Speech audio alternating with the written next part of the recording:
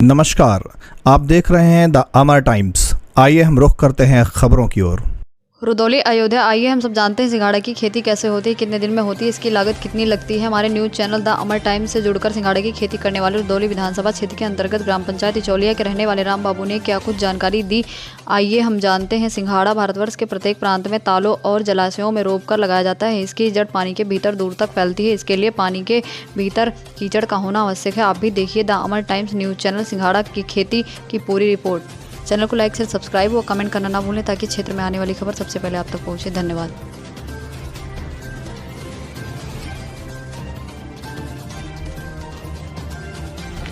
नमस्कार साथियों, आप देख रहे हैं द अमर टाइम्स।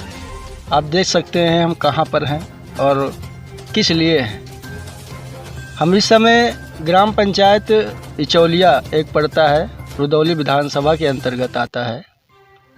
और आप देख रहे होंगे हम इस समय तालाब में मौजूद हैं और बहुत जगह इसको पोखरा भी बोला जाता है। तो आज इस तालाब में हम इसलिए आए हैं क्योंकि इस तालाब में एक खेती होती है जिसका नाम है सिंघाड़ा। सिंघाड़ा एक ऐसा पौष्टिक आहार है, एक ऐसा फल है जो पानी में पाया जाता है और पानी में उसकी खेती होती है। जो खेती होती है और जिसने खेती को किया है इस तालाब में, वो किसान साथी, वो भाई हमारे साथ मौजूद है। हम आप लोगों को दिखाना चाहूँगा कि खेती कैसे होती है सिंघाड़ा की और कितने महीने की होती है और कब इसका तोड़ा जाता है सिंघाड़े को और कब इसको मार्केट में उतारते हैं। वैसे मार्केट में तो शायद प्रेजेंट टाइम में वर्तमान समय में सिंघाड़ा आ गया है मार्केट में, लेकिन जो असली सिंघाड़ा है फार्मी ना होकर के देसी, वो 15-20 दिन के बाद उतर जाएगा। क्योंकि जो हम जिस खेत में मौजूद, जिस तालाब में मौजूद हैं, उस तालाब में अभी जो ये सिंघाड़ा का बेरन, जो ये फसल डाली गई, इसमें अभी बतिया लगी हुई हैं। अभी ये छोटी छोटी जो बतिया दिखाई पड़ रही है ना, ये लगी हुई हैं। भैया जी, आपका क्या नाम है? हमारा नाम राम बाबू है। हम इचौलिया में रहते हैं। खेती हम ही कर रहे हैं। ये खेती जुलाई में कम पानी में 2 बार जुताई होने के बाद में ये फसल लगाई जाती है और तालाब की 2-3 बार सफाई करनी पड़ती है, जैसे कि घास निकालना और ये तलखुम्भी वगैरह, बर्रा वगैरह, जो भसीड़ होती है, कमल का फूल, वो सब उगाते हैं, उनको हटाना पड़ता है। हटाने के बाद काफ़ी दवाई वगैरह और खाद भी पड़ती है इसमें। 3-4 बार खाद डालने के बाद ये फसल अक्टूबर में जाकर तैयार होती है और अक्टूबर से लेकर के नवंबर, दिसंबर, जनवरी लास्ट तक ये फसल तैयार हो जाती है और जनवरी तक फाइनल हो जाता है। 3 महीने ये फसल तोड़ी जाती है, जैसे कि 3 बार 4 बार फसल समय से तैयार हो गई तो 4 बार फसल टूट जाती है। और ये सिंघाड़ा की खेती जो है हमारे उत्तर प्रदेश में काफ़ी बड़े स्तर से की जाती है, जैसे कि अयोध्या जिला हो गया, रायबरेली हो गया, प्रतापगढ़ हो गया। यहाँ पर खेती का बहुत सारा महत्व है। दीपावली के आसपास 2 त्यौहार आते हैं, जैसे कि छठ पूजा हो गया, जिठवन हो गया। इनमें इस फल का बहुत बड़ा महत्व है और यही सब करके हम फसल तैयार करते हैं। काफ़ी मेहनत होती है, जैसे कि गोरखपुर मंडी लादना हुआ, फैजाबाद हुआ, यहाँ पे हम अपनी फसल को बेचते हैं और जनवरी फरवरी तक लास्ट ख़त्म हो जाती है फसल। जी भैया जी, मैं ये जानना चाहता हूँ, हमारे दर्शक ये भी जानना चाहते हैं कि जो ये आपने फसल तैयार किया है, ये लमसम में कितने बीघा में होगी? ये समथिंग 50 बीघा के आसपास है। 50 बीघा। और ये बंधा दिख रहा है आपको, उसके उस तरफ है और इस तरफ है। 50 बीघा समथिंग ये है। अच्छा, इसकी जो आपने खेती किया है तो इसकी लागत क्या ही होगी लमसम में? लागत तो इसकी हमें अलग से लगान जमा करना पड़ता है और मज़दूर भी लगाने पड़ते हैं। समथिंग 1 बीघे में 20,000 25,000 समथिंग लागत आ जाती है इसकी। लमसम मान के चलिए 2.5-3 लाख रुपए लग जाता है आराम से। जी भैया, 3 लाख 3.5 लाख रुपए लग जाता है एक बार इतनी फसल तैयार करने में। अब फसल तैयार करने के बाद में इसका मतलब जो आवक है कितना तक आप पा जाते होंगे? समथिंग जैसे कि 3.5 लाख रुपए लागत हुई हमारी इसमें, तो 5 लाख के आसपास हमारा प्रॉफिट होगा इसमें। वो भी अगर क्या कहते हैं कोई मान लीजिए रोग शोग ना लगा तो? हाँ, अगर सकुशल फसल तैयार हो गई तो हमारा सारा फसल 5 लाख के समथिंग होगा। अगर बीच में कोई आपदा आ जाती है तो उसमें क्या कर सकते हैं।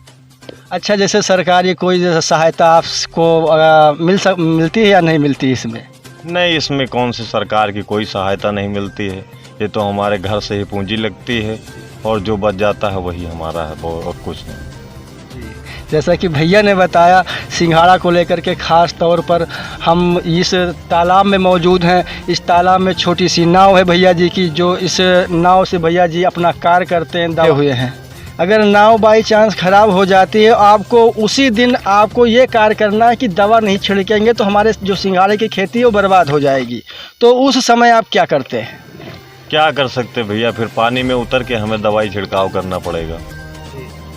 पानी का गहरान लमसम में जिस टाइम हम लोग यहाँ पर बातें वार्तालाप कर रहे हैं बैठ करके, इस समय यहाँ पर पानी गहरान कितनी होगी लमसम में? समथिंग यहाँ पे पानी का गहरान 15 फीट तक होगा। 15 फीट।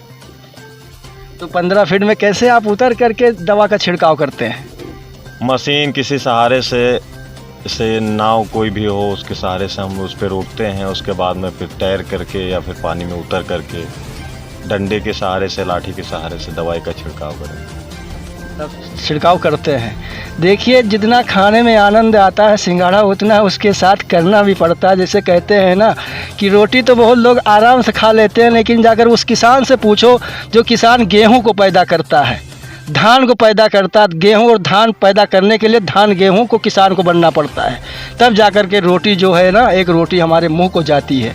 ठीक है ना। जैसे आज हम तालाब में हैं और तालाब में भैया खेती कर रहे हैं। तालाब इतना गहरा है कि 15-20 फुट पानी इसमें है, फिर भी भैया का जो लक्ष्य है वो बरकरार है, क्योंकि इन्हें 4 पैसे मिलने हैं और इनको आमदनी इसी से रोजी रोटी चलती है इनकी। साल भर में एक बार खेती होती है सिंघाड़े की, और 20 फुट 40 फुट 30 फुट की गहराई में पानी भरा होता है, उसमें भैया जी ये खेती कर रहे हैं। ये सिंघाड़ा लगा हुआ है। इस सिंघाड़ा के नीचे जो पानी में जो जंतु हैं वो कैसे आपकी सिंघाड़ा या आपके जो फसल को बर्बाद करते हैं? कभी कभी ऐसा होता है, मछलियाँ जब ज़्यादा हो जाती हैं तालाब में या फिर बड़े स्तर पर हो जाती हैं, जैसे कि थोड़ा सा बड़ी मछली हो गई 500 ग्राम समथिंग, तो सिंघाड़े पे बहुत ज़्यादा प्रभाव करती हैं, सिंघाड़ा को खा लेती हैं। खचुआ जो होता है वो खचुही, वो भी सिंघाड़ा को बहुत ज़्यादा ही खाती हैं, मछलियाँ खाती हैं। और इस तरीके से जीव जंतु का भी काफ़ी प्रभाव है फसल को नुकसान पहुंचाने में। और यहाँ पर पानी में उतर के हम काम करते हैं तो काफ़ी जहरीले जानवर भी नज़र आते हैं, मिल भी जाते हैं। सांप बिच्छू हो गए, ये सब भी मिल जाते हैं। ये बहुत ही मुशक्क़त के बाद फसल तैयार होती है हमारी। कहते हैं ना, साहस अगर है शरीर के अंदर तो बड़े बड़े चट्टानों को भी हम पार कर सकते हैं, है ना? जी भैया। इस बार कितना आने वाला है मार्केट रेट? अगली बार बारिश से नहीं हुई, सिंघाड़ा की फसल काफ़ी कम स्तर से पैदा हुई और जिनके पास था उनको समथिंग 15 रुपये 20 रुपये का रेट मिला अगले साल। इस बार समय से थोड़ा पानी हो गया था तो थोड़ा सा अगले साल से काफ़ी अच्छी फसल हुई है और इसका रेट जो है 25-30 रुपये से खुला हुआ है इस समय। थोड़े बहुत किसानों का सिंघाड़ा जो है मार्केट में आ चुका है, बाकी जो भी देसी सिंघाड़ा है वो भी नहीं आया है। जो बेरन का सिंघाड़ा था वो आ चुका है मार्केट में, बाकी नहीं आया है। अभी आप देख सकते हैं इधर हमारी फसल लगी है। मछलियों को रोकने के लिए हमने ये जाल लगाया था, ये जाल आप देख सकते हैं। इस वजह से इस साइड की फसल हमारी लगभग बहुत अच्छी है और आप इधर भी देख सकते हैं ये हमारी मछलियाँ खा चुकी हैं। ये 20 बीघे का प्लाट है हमारा तालाब 20 बीघे समथिंग है, इसको मछलियाँ खा चुकी हैं। आप देख सकते हैं कितना मैदान दिख रहा है। जैसा कि भैया ने भी बताया कि 50 बीघा में मैंने सिंघाड़ा लगा दिया है, लेकिन जो 20 बीघा का सिंघाड़ा हमारा बर्बाद हो चुका है। अब आप सोच सकते हैं, एक समथिंग हम उदाहरण देते हैं, एक उदाहरण के तौर पे हम आपसे बात करते हैं कि अगर 50 बीघा गन्ना आपने बोया है और उस गन्ने में 20 बीघा गन्ना बर्बाद हो जाए, 30 बीघा गन्ना अगर आपके पास बचे, तो आप समझ सकते हैं कि आपकी क्या हालत होने वाली है। तो ठीक उसी प्रकार से भैया ने 50 बीघा सिंघाड़ा लगाया था, लेकिन उसमें से 20 बीघा का सिंघाड़ा जो है बर्बाद हो चुका है। उसका पैसा ना इनको हाथ आया और ना ही उससे कोई लाभ मिलेगा। जो 30 बीघा का सिंघाड़ा है भैया का, उसी में इनका फ़ायदा होने वाला है। अभी फूल ही इस सिंघाड़े में आए हैं, अभी फल अभी आए भी नहीं है, अभी कोई उम्मीद भी नहीं जताई जा सकती है।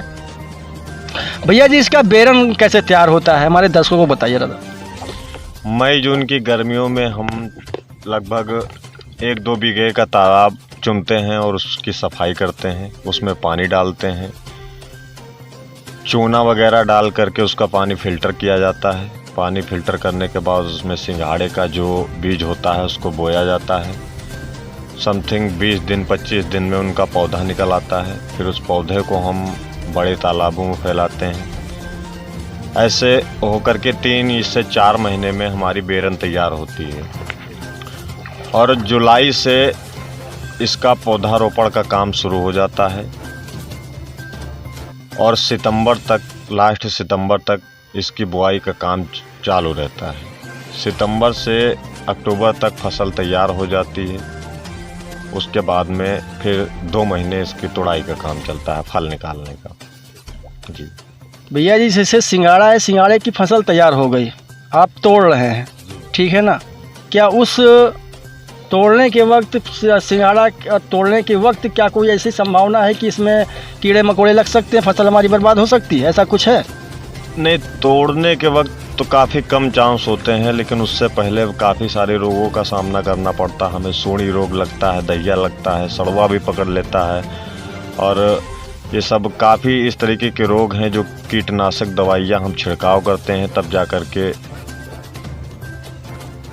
कीट पतंगे लग जाती हैं और सूंडी रोग हो गया, दहिया रोग, इन सबको हम रोक पाते हैं फसल से अपनी। और टूटने के समय बहुत कम चांस होते हैं कि इनको रोग पकड़े। फिर भी कभी कभी ऐसा हो जाता है कि ऊपर से हमारा सिंघाड़ा बहुत अच्छा दिखता है, लेकिन नीचे से फल टेढ़े मेढ़े हो जाते हैं, तो हमें उनका उचित मूल्य नहीं मिल पाता है। इस वजह से हमारा नुकसान कभी कभी ऐसे टाइम पे भी हो जाता है। अच्छा भैया जी, हम ये जानना चाहते हैं, जैसे हमारे यहाँ कुछ लोग ये कहते हैं कच्चा सिंघाड़ा ये पक्का सिंघाड़ा है, तो कच्चे और पक्के सिंघाड़े में अंतर क्या है? हम एक सिंघाड़े के पौधे में कई फल होते हैं, 10-12 फल, 15 फल लग जाते हैं। उनको हम तोड़ते हैं और मार्केट में बेचते हैं। कभी कभी ऐसा होता है कि शायद कोई छोटा फल हो गया, उसको देख के हम छोड़ देते हैं कि छोटा है, इसको नहीं तोड़ना चाहिए। वो फल लगा रहता है, अपने समय से ज़्यादा हो जाता है, तब वो फल पक जाता है। बस इतना ही अंतर है छोटे फल में, कच्चे फल में और पक्के फल में। कच्चा फल वो होता है जो हम समय से तोड़ लेते हैं और पक्का फल वो होता है जो समय के बाद टूटता है। बस इतना ही अंतर है। अच्छा, जब आप तोड़ते हैं, जो आपने कच्चा फल पहले तोड़ लिया, अब बचा पक्का फल, तो पक्का फल कच्चे फल के अंतराल कितने महीने बाद तोड़ते हैं उसे, या कितने दिन के बाद तोड़ते हैं उसे? नहीं, ऐसे तो हम पौधे में लगा फल नहीं बता सकते कि कच्चा है या पक्का है। सब एक ही में टूटता है, एक ही नाव में सब एक ही बार में टूटता है। उसमें से जैसे कोई फल बच गया, पहली बार में तो पक्का फल निकलता नहीं है। जैसे कोई फल छूट गया, वो बाद में दूसरी बार तोड़ने के समय तक अगर फल पक गया तो उसी नाव में आ जाएगा।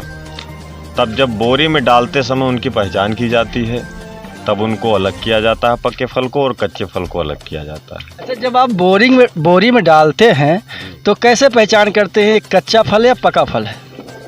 सिंघाड़ा जब हम पौधे से तोड़ते हैं, नाव में डाल करके उसे हम एक किनारे पर ले जाते हैं जहां हमें बोरी में डालना होता है। तब काफ़ी गंदगी लगी होती है, जैसे कचड़ा लग गया, पानी की काई जम गई, गंदी परत जम गई सिंघाड़े पे, तो उसकी हम सफाई करते हैं पानी से धो करके। जब पानी में जिस वक्त हम उसे धुल रहे होते हैं तो जो पका फल होता है वो नीचे बैठ जाता है, पानी में डूब जाता है, और जो कच्चा फल होता है वो ऊपर ही होता है। इस वजह से हमें कच्चे फल और पक्के फल का अनुभव होता है। लेकिन भैया ने बताया कि कच्चा और पक्का फल, क्योंकि हम देखते आ रहे हैं वहाँ मार्केट में जब बिक्री होती है सिंघाड़ा की तो वो लोग बोलते हैं ये कच्चा फल है और ये पक्का फल है। तो कच्चा और पक्का फल का अंतर भैया ने बता दिया। ठीक, देखिए, बेरन करने के समय हम जो पका फल होता है उसमें से मीडियम साइज का और बड़ी साइज का फल चुन लेते हैं और उन्हें भिगा करके कुछ समय के लिए रख देते हैं, जिससे 1-2 महीने रखने के बाद वो बिया बनने के योग्य हो जाते हैं। फिर हम किसी छोटे तालाब की सफाई करके पानी फिल्टर करके उसमें उन्हें छोड़ देते हैं। 20 से 25 दिन का समय लगता है उन्हें पौधा उत्पन्न करने में। जब छोटे छोटे पौधे उत्पन्न हो जाते हैं फिर हम उन पौधों को निकाल करके अलग शिफ्ट करते हैं दूसरे तालाब में। फिर ऐसे ऐसे करके 1 से 4, 4 से 10 ऐसे करके पौधे बढ़ जाते हैं। फिर उस बेरन को हम अच्छे से जुताई करके तालाब की सफाई करके दूसरे बड़े तालाबों में लगाते हैं। जैसा कि भैया ने बताया कि जो पक्का फल होता है उसे तालाब में डाल देते हैं, है ना भैया जी? उसके बाद में उसमें से पौधा निकलता है तो वो एक बेरन का रूप ले लेता है, ऐसा ना? जी। अच्छा भैया जी, हमको एक चीज़ ये बताइए कि इस इतने बड़े जो 40-50 बीघे में आप ये खेती कर रहे हैं सिंघाड़ा का, तो उसमें कितने आप अकेले हैं कि और बहुत सारे लोग जुड़े हुए हैं आपसे? नहीं, हमारे पार्टनर हैं, 2 पार्टनर हैं, और हम लोग 1-2 आदमी का ये काम है नहीं जो 1-2 लोग मिलके इसको कर सकते हैं। ठीक है, हमें मज़दूरों की ज़रूरत पड़ती है, 10-12 मज़दूर समथिंग। इस समय काम बंद है, लगभग फाइनल हो गया है काम हमारा। नहीं तो इसकी सफाई के समय हमें 10-12 आदमियों की ज़रूरत पड़ती है।